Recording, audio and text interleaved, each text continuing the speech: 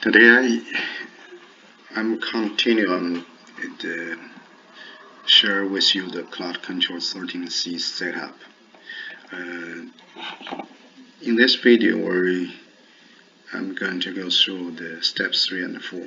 Create super user, also create named credential. The super user generally is a user administrator user because you log in the OMS server. You always use a sysman, right? But actually, you can create the other users to do job. Sysman is the really powerful user, can do anything. The super user generally, you have all of them privilege to do the work. To create a super user, when you log in the OMS server on your right corner, you can see the one gear size this icon here. You click on it, select the security, also select administrator. For the next screen, you put in your super user's name, it can be DB, anything, and the password. If you're not select, on the bottom it's called a super user. If you're not select but this one, you have to go through all of the screens to grant different privilege to user. But if you select the super administrator, usually you got what you want. You can do almost everything.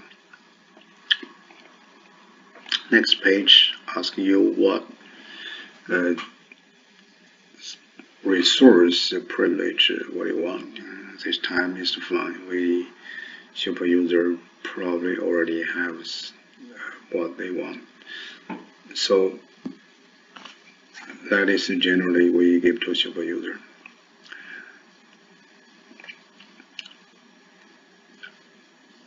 The next screen will be ask you to see if anything is confirmed. Review is what the user is going to create. So just click on for the next one, finish. You are going to get screens and tell you the super user select DBA it was created, and then the list there. Later you can choose from the user. It is a very easy task. If you say you do not know the sequence, you could struggling with it. The next one we're going to look into is create and name the credential. The name the credential is the one worker used when you create agent. You need to log on remotely from this OMS server to copy files, to set up on remote server. The remote server depends on username password. Then you have to provide here. That is why the name credential was created. So, for example, if your database server is installed by the user called Oracle, then you have to set up one Oracle username credential, provide a password. If say it's something, say Lucian Banner, you have to create one for Banner. If it's web server is different, it's apps user, you can create for apps user. If say the name the credential is different for each different server, then you can create a separate one. Same thing when you log on, you will click on this icon, setup, go to security, and select name the credential. Next page, The name of the credential page, you click on the create. Here is create. You click on it. It goes to the next page, credential name. You can put in any credential name. It said it host Oracle. That'd be fine. Or you can, if your host name, if your host using different Oracle password, then you have to create a separate one. Because later I will show you how we did set up a cluster target in OMS to monitor. And for the cluster, we have 4 nodes, 4 servers. The 4 servers, their password for Oracle is same. So I can create one for the 4 servers.